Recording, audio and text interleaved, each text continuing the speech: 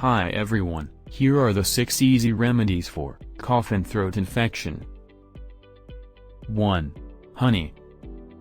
Syrups or drinks containing honey may help soothe a sore throat and provide relief from a cough.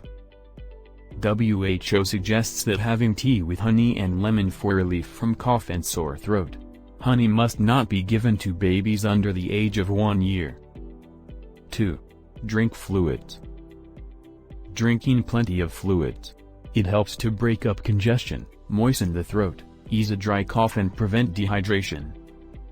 3. Sweet pastilles or lozenges.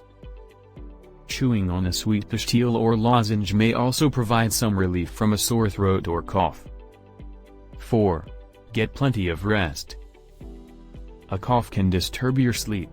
Rest as long as you continue to feel tired and sleep as much as you can. 5. Avoid smoking. Smoking or breathing secondhand smoke may make your cough worse, so it is best to avoid it. 6.